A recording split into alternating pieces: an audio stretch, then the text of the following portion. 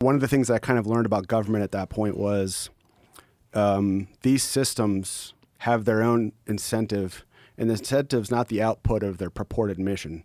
The incentive is the growing of the organization and the execution of budget.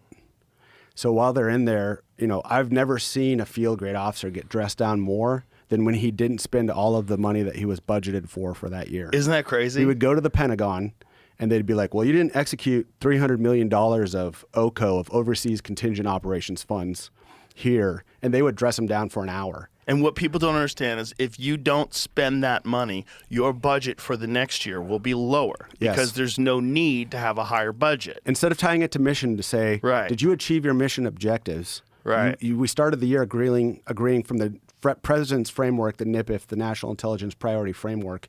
We wanted to achieve these effects. What you would want to hear is, we achieved them and we saved 25%. Right. But instead it's, we achieved them, but we didn't execute all of this money. Well, you're fired. And I literally have seen that happen. I've literally seen that happen.